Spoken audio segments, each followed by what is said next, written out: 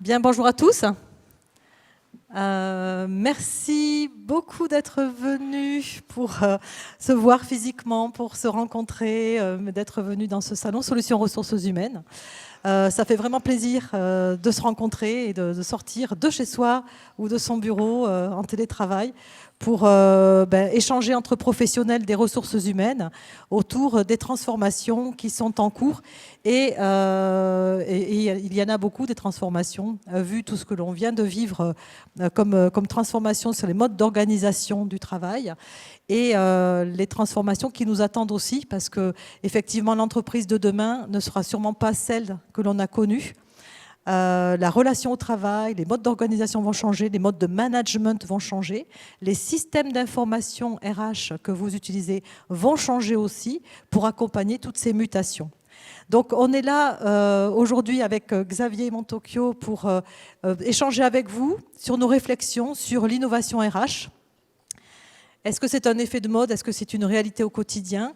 Que peuvent apporter les innovations RH aujourd'hui dans les transformations qui sont devant nous? Eh bien, on va essayer d'échanger ensemble sur ce sujet. Donc, nous sommes avec Xavier Montocchio, qui est directeur de projet SIRH pour le groupe Honnête, qui vient de Marseille. Donc, merci Xavier d'être venu ce matin, d'avoir quitté Marseille pour venir à Paris. Et il devait y avoir avec nous Aline Skwarnek, qui est professeure des universités agrégées de Caen. Malheureusement, elle n'a pas pu se joindre à nous. En revanche, elle a prévu une petite vidéo. C'est pour ça qu'on a fait des essais avant la conférence. Et elle a prévu de s'adresser à vous à travers une vidéo. Et donc, on aura le plaisir de l'entendre dans cette conférence. Et puis moi-même, donc, je m'occupe du marketing et de la communication chez Sopra Share Software.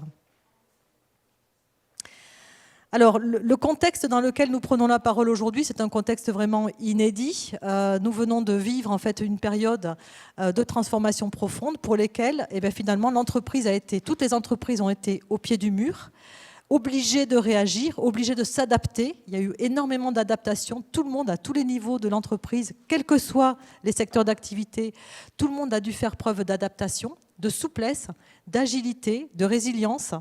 Et finalement, on s'en est bien sorti parce qu'on a montré, je pense à nos dirigeants, on a montré au monde économique, aux politiques, la grande capacité d'adaptation de tout un chacun pour pouvoir continuer à faire vivre nos entreprises.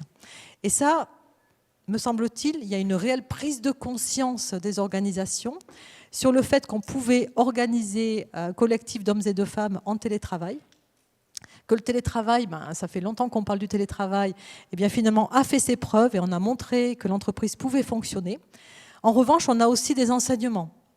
Télétravail, ça a été un peu en marche forcée. Les gens se sont concentrés sur l'opérationnel, sur la communication pour le business, se sont organisés, mais il a manqué cruellement de lien social. Les conversations qui font aussi la vie de l'entreprise autour des machines à café ou en bas, la cantine, etc., n'existaient plus. Et donc l'entreprise a su fonctionner pour le business, mais n'a pas forcément aujourd'hui développé tous les moyens nécessaires pour qu'un collectif d'hommes et de femmes ait plaisir à travailler ensemble. Donc c'est là-dessus, sur ces sujets, je pense que les DRH ont pris conscience, bien entendu, de ces impacts, de ces manques, des risques psychosociaux aussi qui sont induits par rapport à cette transformation. Et il y a quelque chose à inventer. Il y a des choses à inventer parce que cette organisation du travail va sûrement perdurer. On parle maintenant d'organisation hybride du travail avec des gens qui vont travailler chez eux ou dans des zones de tiers-lieux ou en coworking, des gens qui vont venir physiquement dans l'entreprise. Et donc il y a tout ce questionnement sur finalement les relations au travail qui se posent en fait à toutes les entreprises. Le lieu de travail, qu'est-ce que l'entreprise? Pourquoi rassembler un collectif d'hommes et de femmes dans des lieux physiques si c'est de les mettre dans des bureaux individuels? Finalement, cette question est posée. Il va falloir repenser les espaces de travail pour faire du collectif, finalement. Ça sert à quoi de venir dans l'entreprise maintenant ? Après la période que nous avons vécue, ça sert à rencontrer les gens, à échanger, à faire de la créativité, du brainstorming. Je ne sais pas si vous avez essayé de faire avec Zoom une réunion de brainstorming, ce n'est pas forcément évident. Donc on voit bien qu'il y a des organisations de travail qui vont correspondre à certains moments de la vie professionnelle des gens. Et d'autres, quand vous avez besoin de travailler tout seul, finalement, lorsque les enfants sont à l'école, mais finalement, on n'est pas si mal chez soi. Donc, voilà la transformation qu'on est en train de vivre. Ce qui est sûr, c'est que, heureusement qu'il y a eu le digital dans cette période. Le digital a permis aux entreprises de fonctionner. Ça a permis de faire des réunions collaboratives, d'accéder à des dossiers dématérialisés à distance. Voilà. Par contre, la DRH, comment elle a vécu cette phase-là? Je dirais qu'il y a deux types d'entreprises.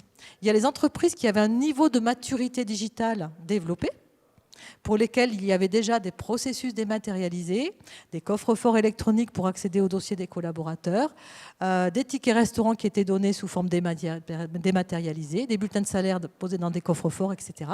Donc un certain nombre de processus qui étaient déjà dématérialisés et des processus de la vie courante d'une DRH. C'est-à-dire, j'embauche, je fais un contrat, je sais le signer de manière électronique, je sais l'historiser, l'archiver de manière électronique et les retrouver. Donc, les choses basiques des actes administratifs d'une fonction RH, eh bien, il y a deux types d'entreprises. Il y a celles qui savaient fonctionner et basculer en digital parce qu'elles avaient déjà entamé cette transformation. Et pour ça, finalement, les processus ont continué à fonctionner de manière dématérialisée. Et puis, il y a les entreprises pour lesquelles il n'y avait pas eu ou pas suffisamment vite ce tournant digital installé avec ces nouveaux usages. Et là, ces entreprises-là, elles ont souffert, peut-être dans la salle, qui ont vécu cette charge cognitive qui pesait sur les épaules de la RH, pour lesquelles vous deviez faire un certain nombre d'actions, mais vous n'aviez pas les solutions informatiques pour vous accompagner dans ce contexte de transformation avec des personnes à distance. Donc là, il y a une vraie prise de conscience et je dirais que c'est aussi l'opportunité d'accélérer la transformation digitale. Vous savez qu'on en parle depuis longtemps. Ça fait dans ce salon, chaque année, on parle de cette transformation digitale au moins depuis 5 ans. Eh bien, c'est une prise de conscience, notamment de la part des directions générales, finalement de doter la fonction RH de solutions digitales de façon à pouvoir vivre et animer l'ensemble des missions d'une DRH avec le digital qui transforme les usages, etc. Donc, je voulais aussi dire bravo au RH parce que vraiment, je pense qu'on ne l'a pas assez dit.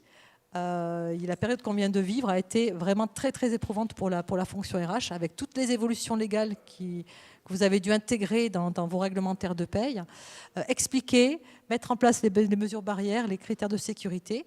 Vous avez été vraiment, on va dire, au front, pour reprendre une terminologie utilisée par notre président. Vous avez été en première ligne dans la vie de l'entreprise. Donc bravo à tous. Ça fait toujours plaisir de se remercier. Alors, donc le débat va se passer en 3 parties. Donc d'abord, je vais faire une introduction. Je vais partager des chiffres d'une enquête que nous avons réalisée avec l'usine digitale. Chaque année, nous faisons une enquête sur la transformation digitale dans les ressources humaines. Donc je vais partager ces chiffres-là. Ensuite, je laisserai la parole à Xavier qui va parler du retour d'expérience de sa transformation digitale dans le groupe Honnête. De façon honnête, c'est-à-dire sans langue de bois, comment une entreprise aujourd'hui vit la transformation digitale, quelles sont les innovations qu'ils ont utilisées, testées, qu'est-ce qui marche, qu'est-ce qui ne marche pas, avec un regard de façon à pouvoir vous donner un retour d'expérience, de façon à ce que vous puissiez être enrichi par les expériences concrètes d'une entreprise. Et puis ensuite, la dernière partie, Aline Skwarnek parlera de la prospective des nouvelles missions et nouvelles configurations RH. C'est une universitaire qui a une vision prospective, donc c'est toujours intéressant de voir quel est le regard qu'elle pose sur les transformations de votre métier. Alors, très rapidement, Sopra HR Software, nous sommes leader, éditeur de logiciels, leader en solutions de paye et de gestion des ressources humaines. Nous sommes présents depuis plus de 50 ans sur le marché français et EMEA. Voilà, donc on a aujourd'hui 1 million de bulletins de paye en cloud, donc c'est notre métier de base de faire de la paye.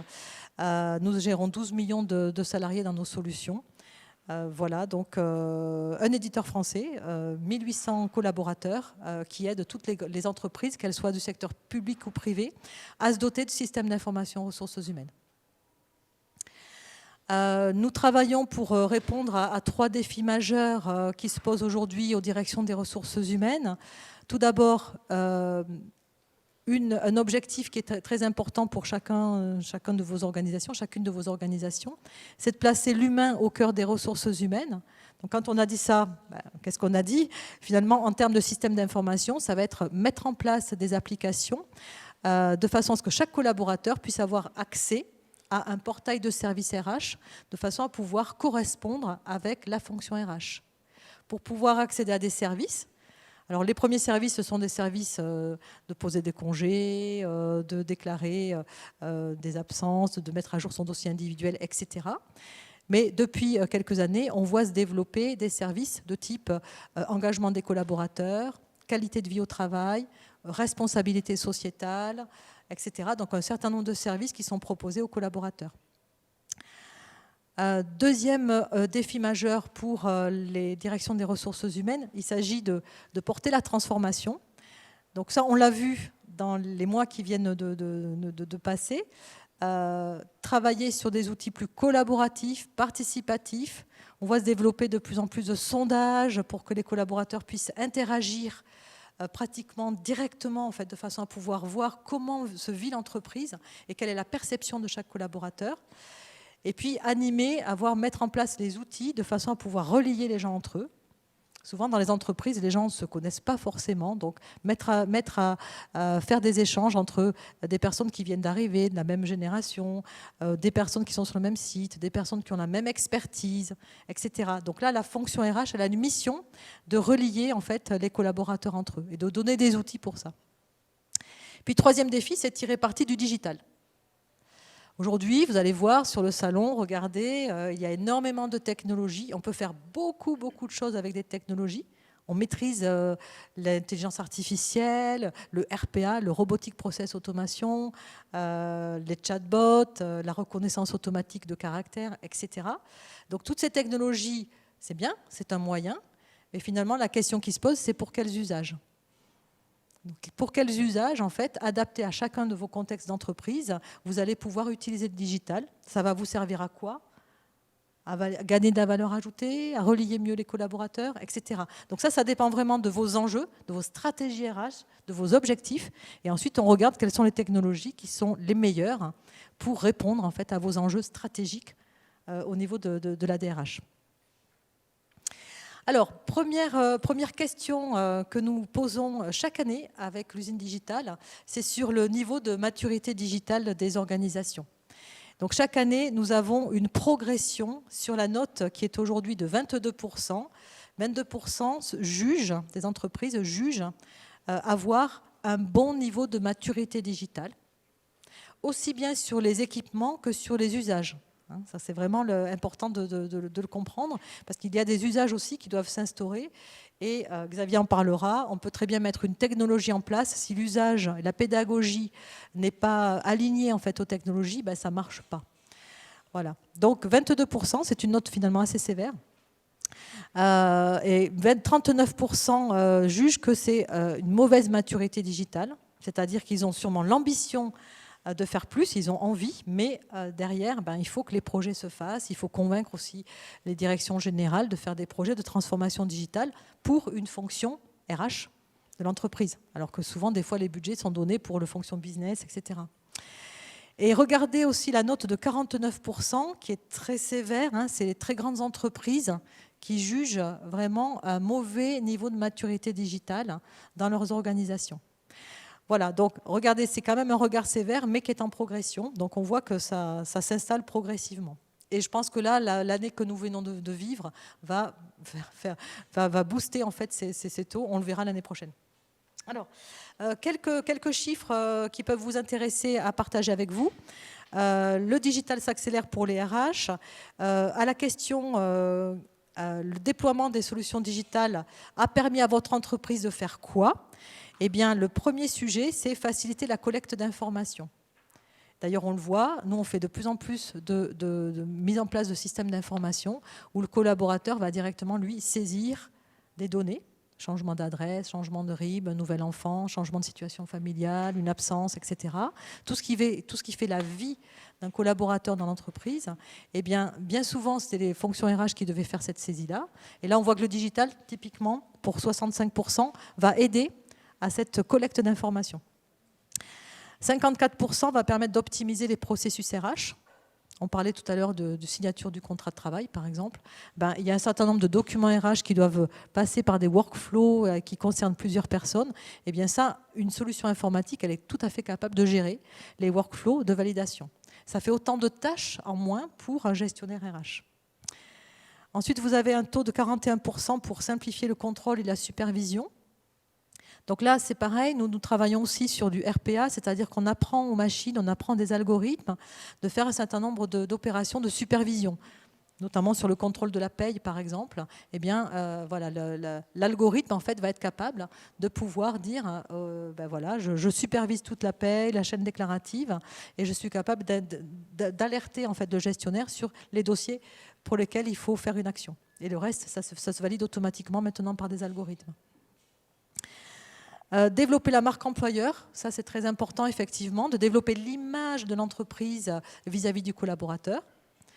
Améliorer l'expérience collaborateur, fluidifier la communication interne, qui sont des nouveaux sujets que les DRH ont travaillé et ont dû travailler pendant cette période de confinement. Comment on communique aux collaborateurs, quelle est l'image que l'on veut donner de l'entreprise à chacun des collaborateurs. Alors ensuite, concernant une question sur la productivité, donc là, sur quelles composantes de votre métier les outils digitaux vous assistent le plus? Alors, je ne vais pas tout commenter, vous le voyez normalement assez bien. On travaille d'abord sur le digital pour la gestion administrative et la paye, à 60%. La gestion des absences, voilà. Donc on va dire qu'on est sur le métier de base d'une fonction RH, la gestion administrative, la paye, c'est au moins le basique en fait d'une fonction RH. Il faut savoir gérer les contrats, payer les salariés. Et là, on voit bien que le digital va aider énormément sur ces métiers-là. Ensuite, bien entendu, le recrutement. Vous le voyez, maintenant, le recrutement, il y a tellement de volume à gérer que, bien entendu, les fonctions RH se font aider par des solutions informatiques. La formation, pour 44%. Et d'ailleurs, heureusement qu'il y a eu des formations en ligne pour toutes ces périodes de confinement. La formation se transforme énormément avec ces technologies. Processus d'entretien d'évaluation. Donc là, on est sur des fonctions, on va dire, de talent management, qui est les deuxièmes en fait, missions des DRH pour lesquelles le digital assiste grandement. Et puis, vous avez donc la communication RH, l'analyse des données aussi pour 29%, où là, effectivement, on parle de big data RH. On stocke de plus en plus d'informations dans les systèmes d'information. Et bien, heureusement qu'il y a des systèmes intelligents d'analyse des données de façon à pouvoir extraire des informations lisibles pour une direction des ressources humaines. Et puis après, vous avez la mobilité, le onboarding et la relation engagement collaborateur aussi, pour lesquels le digital commence à apporter des réponses. Alors, sur quels aspects le digital RH représente une opportunité pour votre entreprise? Eh bien entendu, d'abord, c'est la performance de la fonction RH. D'ailleurs, Xavier le sait bien, pour vendre un projet à la direction générale, il faut normalement présenter un ROI. on est quand même, c'est ça quand même la vraie vie, hein, donc c'est présenter un ROI. Donc les sujets de productivité, bien entendu, vont être les premiers sélectionnés pour pouvoir aider la fonction RH dans son travail au quotidien. Mais on a tout de suite derrière en fait, une façon d'analyser les données. Voilà, on va demander au digital d'essayer d'analyser les données pour le compte des gestionnaires RH, mais aussi de gagner en fiabilité. 48% trouvent que c'est une opportunité de mettre en place du digital pour gagner en fiabilité, en sécurité des données informatiques. Voilà, donc ça c'est important parce qu'aujourd'hui les systèmes d'information sont de plus en plus ouverts. On ouvre le système d'information, la base RH qui était jusqu'à présent stockée dans une armoire dans le bureau du personnel fermé à clé. C'est fini maintenant ce temps-là. La base RH, elle est ouverte, elle est accessible. Le collaborateur peut voir son dossier individuel. Un gestionnaire d'équipe peut voir aussi un certain nombre de données, etc. Donc derrière, il y a une complexité de gestion à gérer pour maîtriser cette sécurité. Et aujourd'hui, on a des systèmes très efficaces en fait, pour gérer cette sécurité des données tout en permettant une ouverture. Voilà, développer la transmission d'informations RH. Donc là, ce sont tous les projets autour de la gestion de connaissances, où là, on va utiliser aussi des chatbots pour pouvoir aider à cette transmission des connaissances RH. Je ne vais pas tout commenter pour gagner un petit peu de temps. Voilà, alors dernière question sur l'adoption du digital. Est-ce que, donc ça c'est intéressant pour voir à la question posée sur votre entreprise est-elle en cours de réflexion ou en déploiement de solutions digitales? Alors là, on voit effectivement les projets, au-delà des grands discours, les projets en cours, hein, les projets vraiment qui sont en train de se réaliser. Dématérialisation des documents RH pour 81%. Je le disais en introduction, on le voit et on l'a vécu. Il y a beaucoup d'entreprises qui ont encore dans les fonctions RH beaucoup de papier. Et donc, on est en train de faire encore aujourd'hui beaucoup de projets de dématérialisation des documents RH. 80%. Vous voyez, dans les très grandes entreprises, c'est 92%. Mais ensuite, mettre en place un portail, un self-service salarié pour 60%. 72% dans les très grandes entreprises. Toutes les entreprises ne sont pas équipées d'un self-service salarié accessible sur smartphone. Hein. On en parle beaucoup dans les salons, mais la vraie vie dans les entreprises, voilà, les projets sont en cours. Et puis le projet de Digital Workplace, ça on a bien vu dans la période de confinement, quel est le premier écran d'accueil que l'entreprise propose aux salariés, quel est le bureau virtuel qu'on propose aux salariés. C'est toutes les réflexions sur la Digital Workplace pour lesquelles il y a aussi des projets en cours. Voilà, alors peut-être je ne vais pas tout vous commenter, mais regardez les projets de chatbot, des projets sur la RSE, 28%, 25% sur les chatbots. Les très grandes entreprises, 44% mettre en place des chatbots. Voilà. Donc ça c'est intéressant, c'est vraiment une photographie des projets en cours dans les entreprises. Alors, pour synthétiser mon propos, avant de passer la parole à Xavier, je pense qu'aujourd'hui, en fait, dans les projets que nous menons, nous avons deux types de projets. Des projets qui vont permettre d'améliorer l'expérience collaborateur, avec donc des projets de services, de e-services développés pour le collaborateur, des assistants virtuels, mais aussi des suggestions personnalisées, comme on peut le voir quand vous allez sur un site marchand. Eh bien, on va vous suggérer d'acheter telle table parce que vous avez acheté telle chaise, etc. Eh bien, de la même façon, pour la fonction RH, vous pouvez aussi mettre en place des moteurs de suggestion qui vont, par exemple, suggérer à un collaborateur de suivre telle formation parce que ça correspond à son parcours professionnel individuel. Voilà, un accès bien entendu nomade, digital, et puis le dossier numérique du collaborateur. Tout simplement pouvoir accéder simplement à un dossier avec tous les documents archivés qu'une DRH transmet au collaborateur. Eh bien, tout simplement, mettre en place un dossier numérique, ça c'est important aujourd'hui. Voilà. Deuxième axe, c'est améliorer la performance de la fonction RH. Donc là, on va s'adresser non pas aux collaborateurs, mais aux professionnels, aux experts de la fonction RH. Et on va s'intéresser à leur propre journée au quotidien pour voir comment on peut les aider.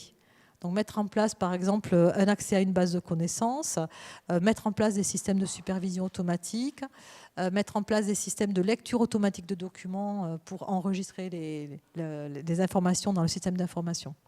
Donc voilà, nous, les deux sujets sur lesquels nous travaillons pour faire évoluer nos solutions, nos produits, pour à la fois viser le collaborateur, mais aussi les experts de la fonction RH. Je vous remercie pour cette première partie.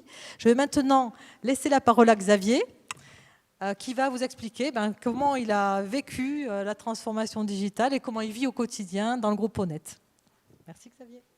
Je pense qu'on est juste passé. Merci. Bonjour à tous. Donc je l'aurais dit, je suis très heureux d'être là, de pouvoir prendre le train à 5h du matin et remettre un costume. C'est un vrai plaisir. Non mais c'est vrai en plus. Alors, donc, effectivement, je suis directeur de projet SIRH au sein du groupe Honnête. Donc, je vais vous exposer un peu, dans la réalité, comment est-ce qu'on aborde une transformation digitale, quelles sont les opportunités, comment est-ce qu'on arrive à convaincre les directions générales, et surtout les pièges dans lesquels on est tombé, et dans lesquels il faut essayer de ne pas tomber. Alors pour ça, je vais être obligé de contextualiser, d'accord ? Donc l'objectif, ce n'est pas forcément de mettre l'entreprise en avant, mais c'est de comprendre. Des projets de transformation digitaux vont dépendre de l'entreprise dans laquelle vous êtes. Donc le groupe Honnête, c'est une entreprise internationale qui a 73 000 salariés, dont 65 000 en France, d'accord ? Et qui a une très très grande implantation locale, on a plus de 300 agences en France. Avec des métiers très divers, très variés, qui sont des métiers de service aux entreprises de propreté, de sécurité ou dans l'industrie, au niveau de la technologie. Donc qu'est-ce qu'on met en avant là? C'est que déjà, on est une assez grosse entreprise. Ensuite, on a des diversités de métiers, d'accord, qui vont aller de l'accueil à la sécurité, des services aéroportuaires, etc. Alors qu'est-ce que je veux mettre en avant ici? C'est qu'il y a beaucoup de métiers différents. C'est des métiers de main-d'œuvre. On est une société de services. Nos salariés sont chez vous, chez nos clients. En fait, ils ne passent jamais à l'agence quasiment. D'accord. Donc c'est une composante très très importante. L'autre composante importante, c'est qu'on est une société très cosmopolite. On est une société où il y a plus de 160 langues et dialectes parlés par nos collaborateurs. Donc ça, c'est un autre élément à prendre en considération. Donc des salariés que l'on voit peu et des salariés qui parlent beaucoup de langues différentes sur une société de main-d'œuvre. Je vous rappelle juste qu'au net, 80% de nos coûts, c'est des coûts de main-d'œuvre. Quand on a contextualisé l'entreprise, l'entreprise elle a une ADN, d'accord ? Elle a des valeurs. Donc c'est les mots-clés, un monde plus sain et plus fiable, donc au niveau humain aussi. Devenir la référence de nos métiers, donc on est numéro 1 de la propreté en France, c'est important de le rappeler. Et on a sans cesse pour objectif de se démarquer de notre concurrence, parce que c'est un métier extrêmement concurrentiel où les marges sont très très faibles, la propreté, soyons honnêtes. Et le seul moyen qu'on ait de se démarquer de nos concurrents, c'est l'innovation, d'apporter des services ajoutés. Et puis les 3 mots-clés de l'entreprise, bon, rapidement, écoute, respect de nos salariés et de nos clients, et l'audace par l'innovation. Alors pourquoi est-ce que j'ai contextualisé tout ça ? D'abord, je vais parler de la crise sanitaire. Donc effectivement, on a entamé une transformation digitale en 2016, donc ça fait 4 ans. Je vais vous repasser tout à l'heure un peu tout ce qui a été mis en place, ce sera peut-être le côté plus intéressant des choses, avec les pièges dans lesquels il ne faut pas tomber. Mais en tout cas, la crise sanitaire, qu'est-ce que ça a confirmé ? Alors, déjà, on a été touché, on était en deuxième ligne, hein, les hôpitaux étaient en première ligne, on a beaucoup de salariés qui travaillent dans le nettoyage des hôpitaux. Ça a confirmé aussi nos choix stratégiques. On n'avait plus forcément de lien avec les salariés. Déjà qu'on n'en a pas forcément beaucoup parce qu'on est chez nos clients. Alors là, on en avait encore moins parce qu'on était contraint de rester à domicile. Et effectivement, on s'est rendu compte que tous les projets digitaux qu'on avait mis en place nous ont soulagés, en tout cas dans la relation administrative avec le collaborateur et dans la communication. Donc le dernier sujet qui concerne peut-être un peu moins le terrain, c'est qu'on a aussi mis en place, un peu comme tout le monde je pense, hein, des outils collaboratifs pour pouvoir communiquer et partager des documents, parce qu'on avait l'habitude de se voir régulièrement, et là effectivement il y a une vraie coupure qui s'est opérée.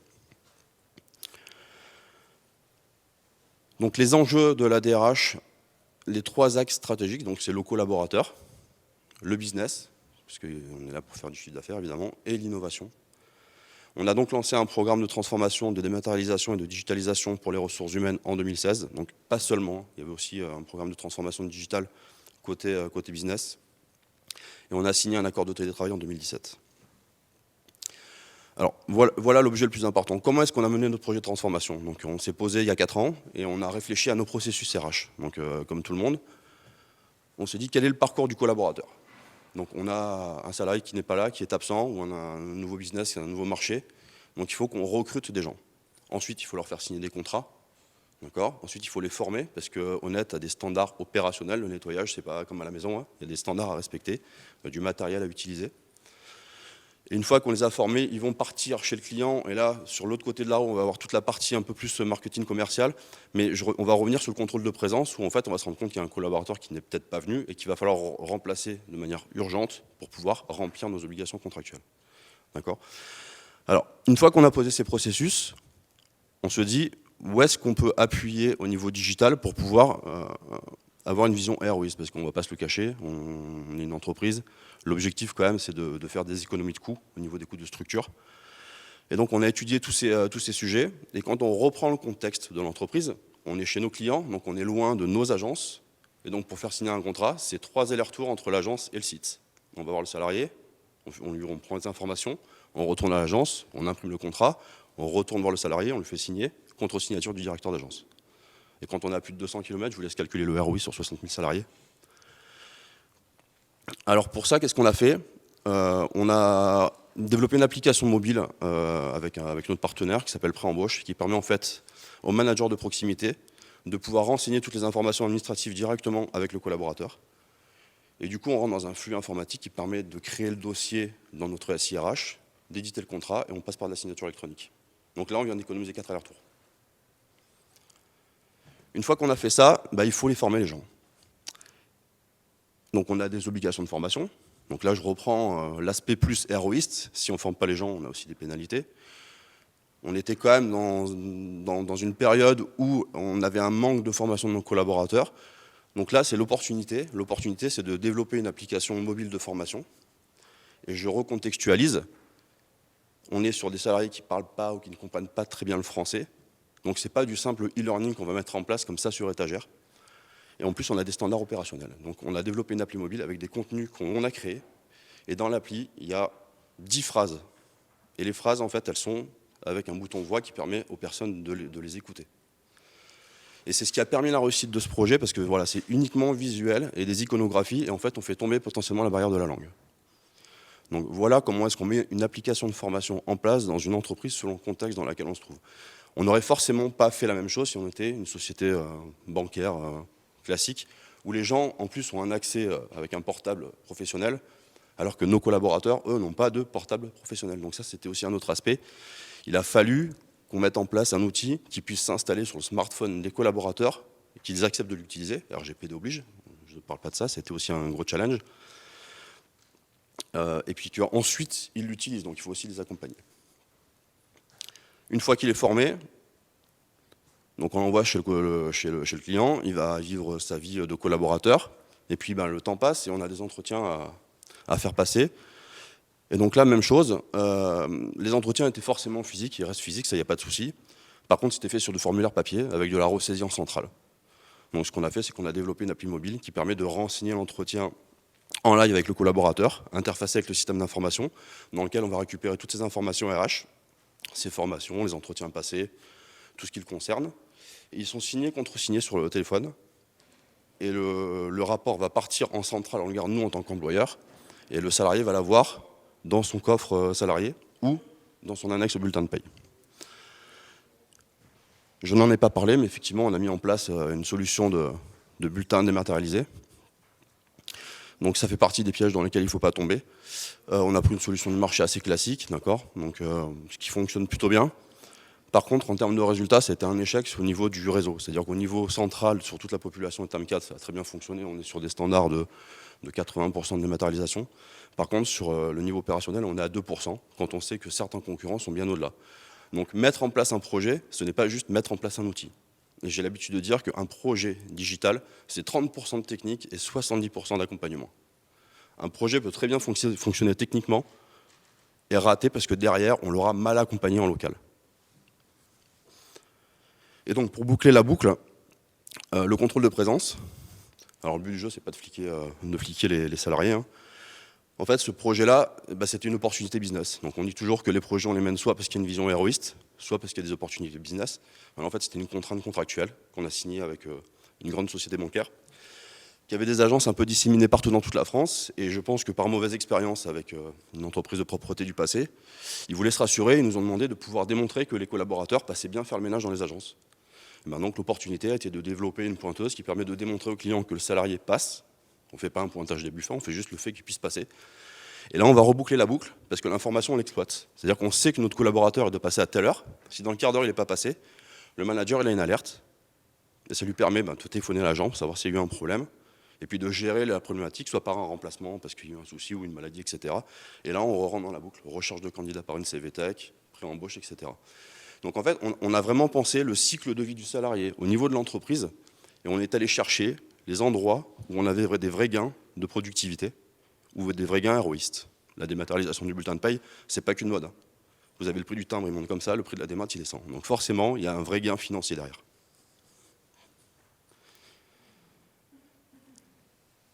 Alors, en termes de bilan et de préconisation, c'est ce que je disais tout à l'heure. Hein. L'enjeu, il n'est plus du tout technique. Vous avez des tas d'acteurs sur le marché avec des solutions qui fonctionnent très bien, qui sont multiples en plus par type de besoin. Derrière, c'est de l'humain. Donc, je vais prendre deux exemples. La dématérialisation des bulletins de paie, j'en ai parlé tout à l'heure, ça n'a pas fonctionné parce qu'on l'a mal fait, donc on le sait. Là, on va le faire autrement, on va mieux l'accompagner en local.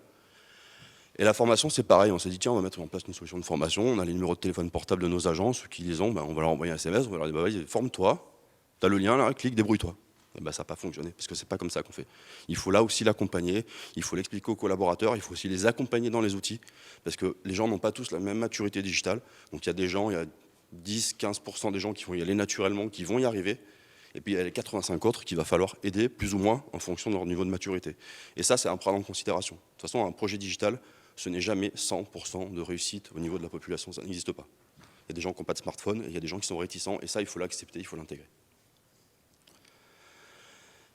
Et donc, qu'est-ce qu'on a fait aussi pour pouvoir répondre à cet enjeu? C'est qu'on a mis des relais digitaux en région qui peuvent accompagner déjà nos managers de proximité, pour les accompagner eux-mêmes, parce que ça a été quand même une révolution pour ces gens-là.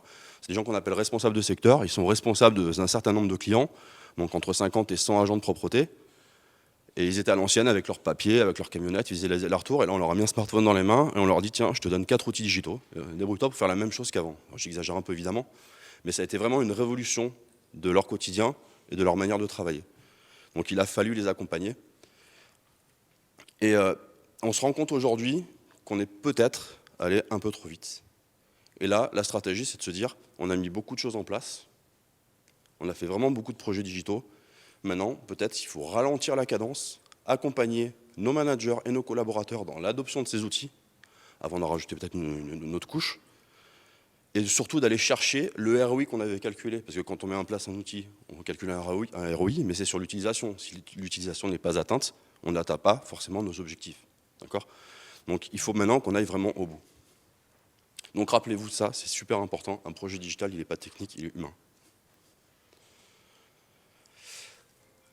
Alors en termes de perspective, on est un peu comme tout le monde. Hein. Il y a vraiment, Véronique en a très bien parlé, il y a beaucoup d'outils sur le marché. Alors on ne va pas se le cacher, il faut réussir à convaincre nos directions générales, c'est un enjeu de tous les jours. Je vais prendre un exemple particulier, le chatbot. Le chatbot, moi ça fait des années qu'on en parle, qu'on en discute. Et j'ai jamais réussi à convaincre ma direction générale. Il a fallu qu'il y ait une opportunité, c'est le prélèvement à la source. Le prélèvement à la source, ça fait flipper toutes les entreprises, toutes les directions de ressources humaines, parce qu'on va quand même prendre de l'argent sur le bulletin de paie directement sur le bulletin de paie du salarié, pardon.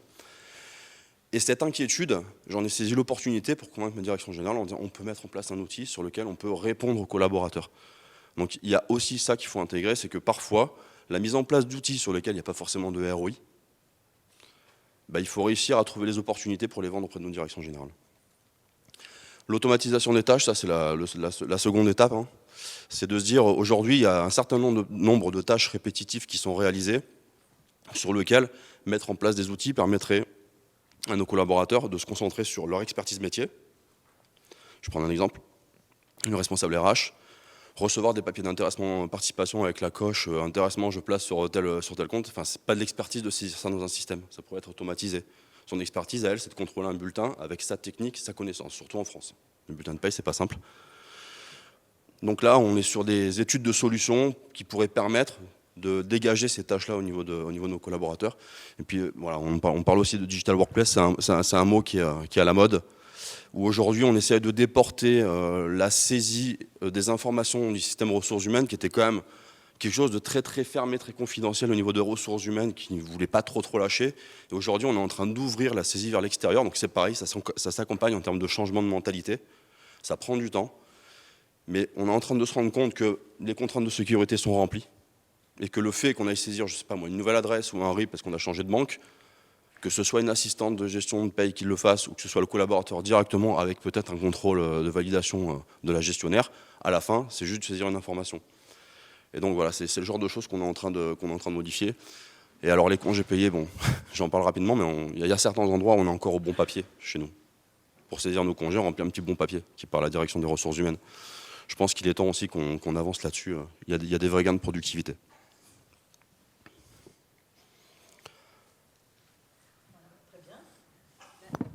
Merci Xavier, merci. Ce que je vous propose maintenant pour continuer, c'est de laisser la parole à Aline Skwarnek. Je vais...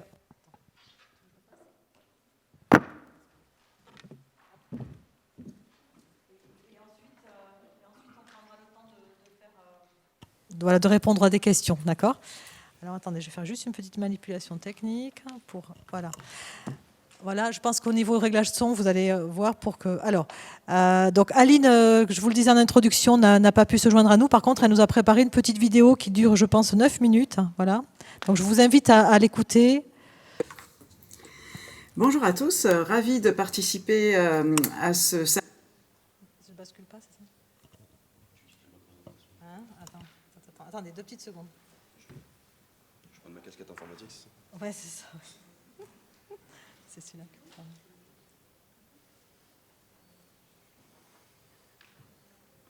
Je crois que c'est celui-là qu'il faut fermer. Celui-là? Attends, on va faire plus simple. On va faire comme ça. Non, ça marchait pas. Non, vas-y, regarde là. C'est celle-là qu'il faut fermer. Celui-là, c'est ça.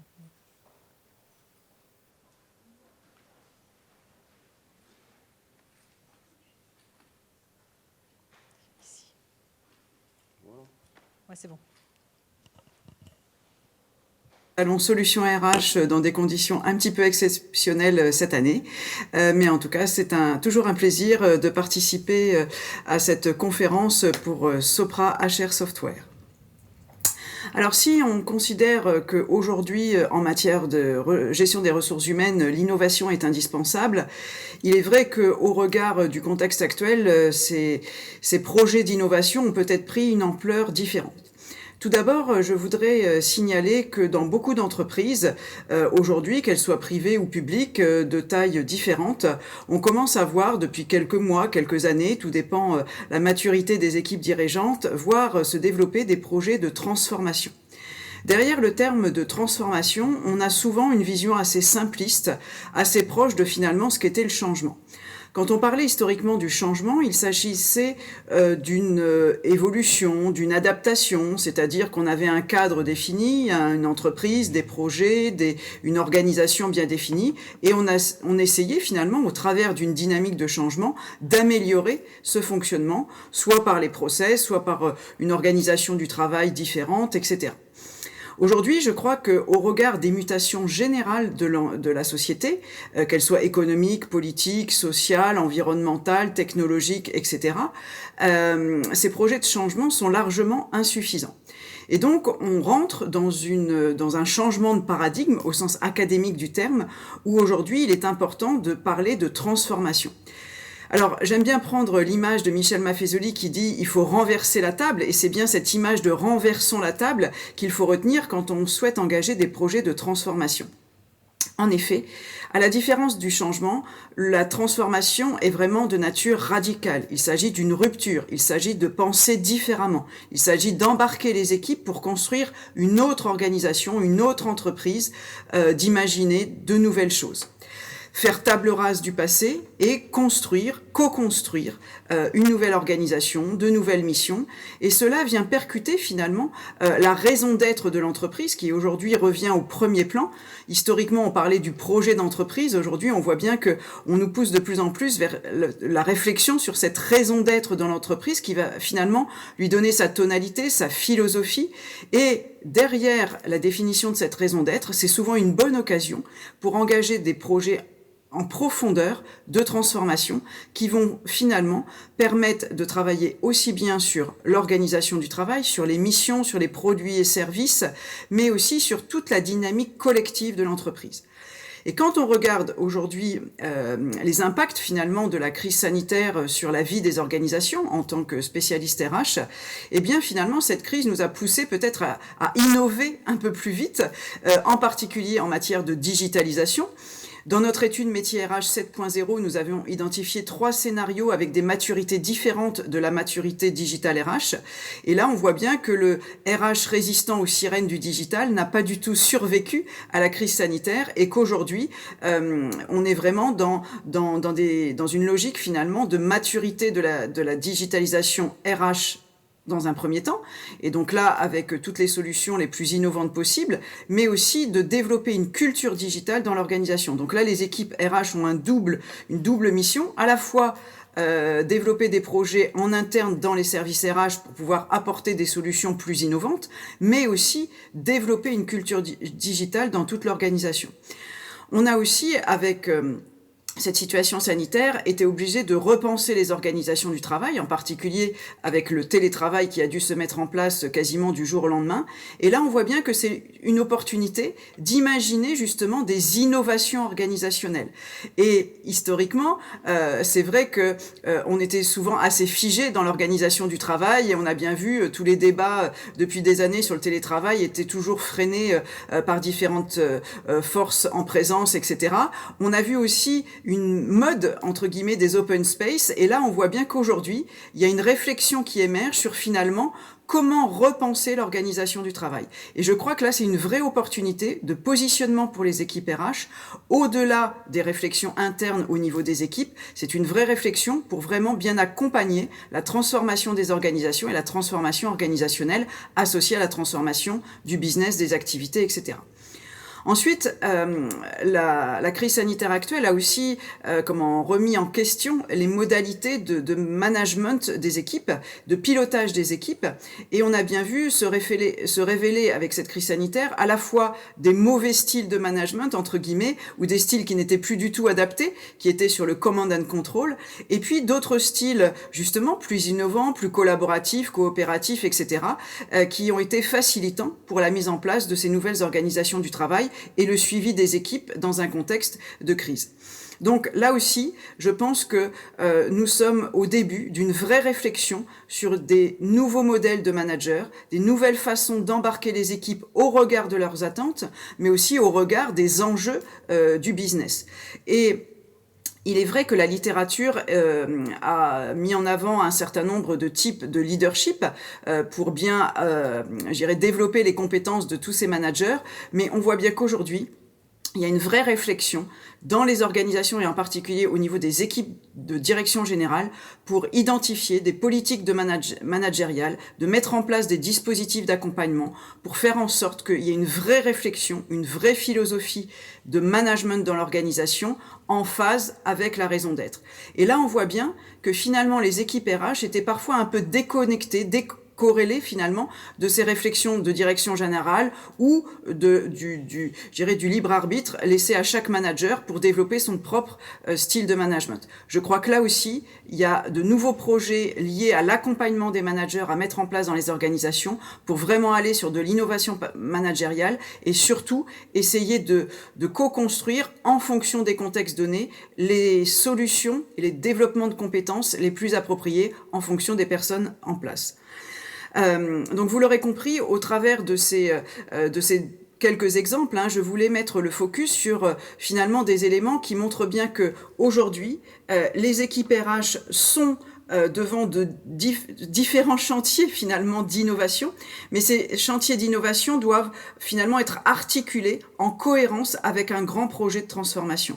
Autrement, les organisations ne pourront pas embarquer toutes les équipes, à la fois en interne, mais aussi tous les partenaires d'affaires, et développer finalement cette culture de service et ce parallélisme en fait.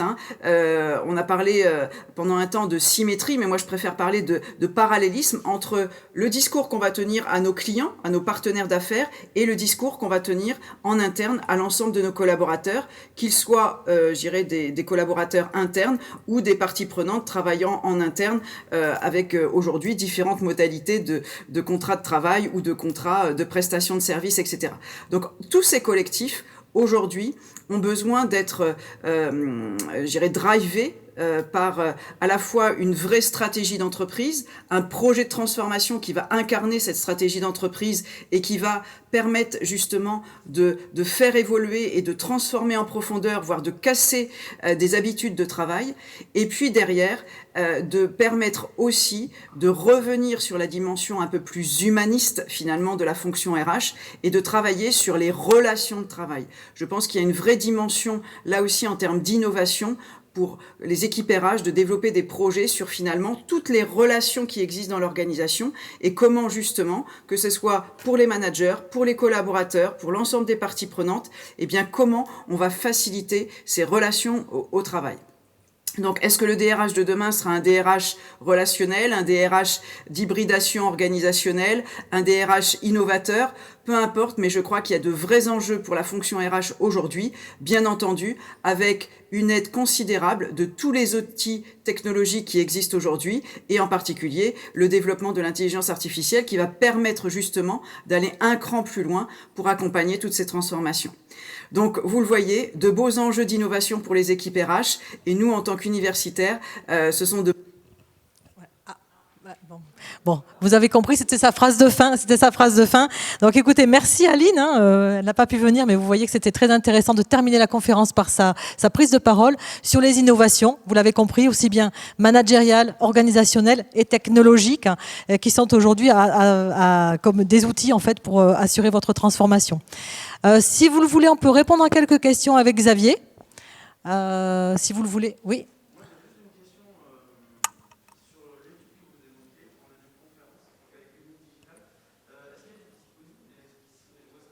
Alors, vous allez sur le site Sopra HR et elle est disponible. Hein, oui, tout à fait.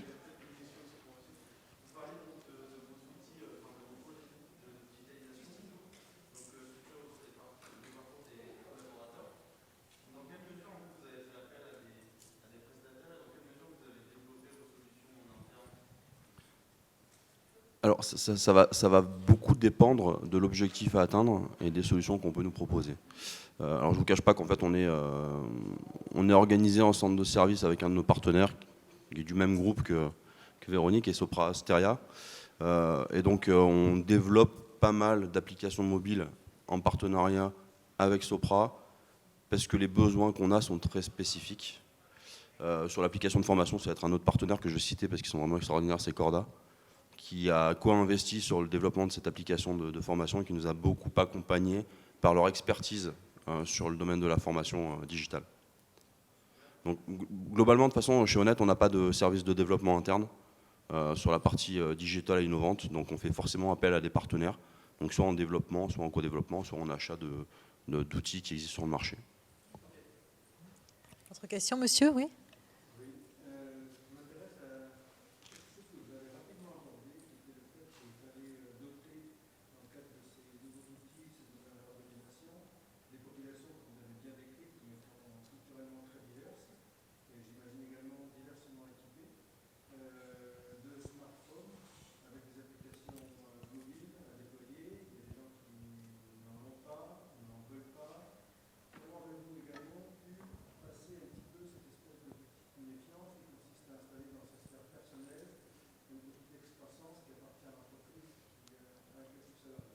Très très bonne question.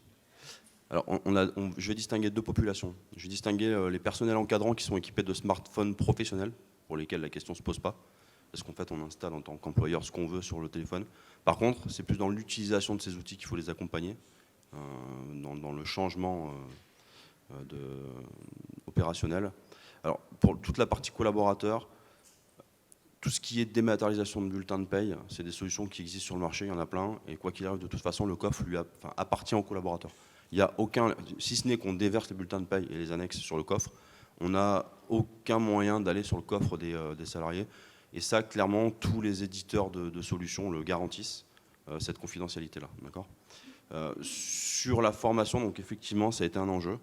Je répondrai après sur le taux d'équipement français. Il y a des études là-dessus et qu'on a pu vérifier.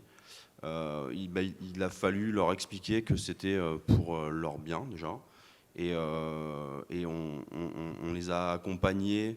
De toute façon, une formation, quand on fait venir quelqu'un pendant 3 heures, hors temps de travail, on le paye pendant 3 heures. Là, avec la formation digitale, on les a accompagnés un peu financièrement pour qu'ils utilisent l'outil. Et ensuite, le taux d'équipement, c'est marrant parce que c'est quelque chose contre lequel je me bats depuis des années. J'ai autant de problèmes sur l'acculturation digitale avec mes directions générales qu'avec des agents de ménage sur le terrain, voilà, pour être très honnête. Il n'y a pas de lien entre la catégorie socio-professionnelle des gens par rapport à la culture digitale.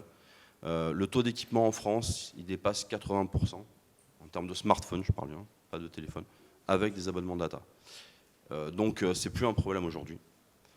Par contre, effectivement, on n'atteindra jamais les 100% parce qu'il y a des gens qui sont réticents, il y a des gens qui ne veulent pas de smartphone, c'est leur choix, ils ont le droit, il faut le respecter. Et dans ce cas-là, on utilise les bonnes vieilles méthodes, on n'a pas le choix, donc ce sera des formations présentielles ou ou alors ils n'ont pas fait le choix d'avoir leur bulletin de paye en dématérialisé, et ils auront leur bulletin papier dans l'enveloppe, comme ils l'ont toujours eu. Et on ne peut pas leur imposer, et bien heureusement d'ailleurs, parce que ça fait partie aussi des libertés individuelles.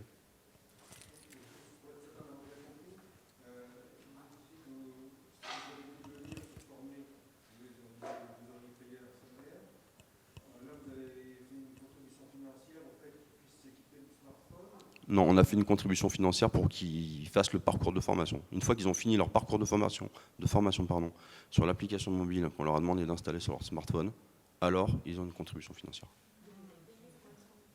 On les paye pour être formés quand ils viennent au présentiel. C'est sûr que ça incite. Une autre question dans la salle ? Mais la question était bonne, hein, parce que c'est quelque chose qu'on a dû faire a posteriori, parce qu'on s'est rendu compte qu'il y avait effectivement une résistance, et ça a fait décoller le taux de formation. Okay. Une autre question dans la salle ?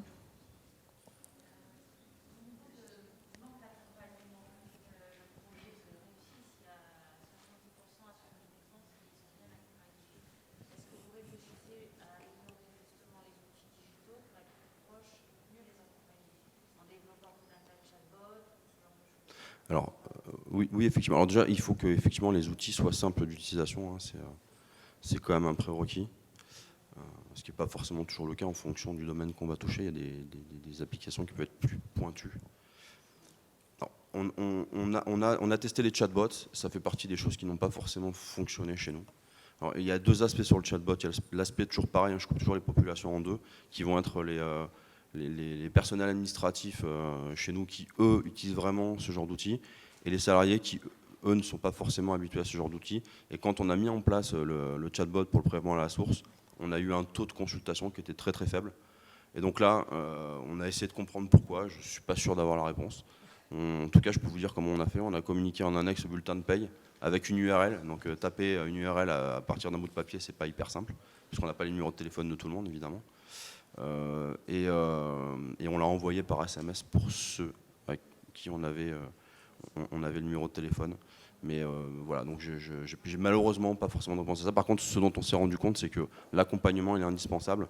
Et c'est pour ça qu'on a investi dans ce qu'on appelle, nous, des experts numériques régionaux, qui vont accompagner nos encadrants dans la prise en main de ces outils digitaux pour qu'ils s'habituent à tous ces outils, mais aussi pour accompagner les salariés. Ok. Écoutez, merci beaucoup. Maintenant, l'heure est terminée pour cette conférence. On est à votre disposition si vous voulez venir échanger. Merci beaucoup à tous. Merci beaucoup à Xavier d'être venu à Paris.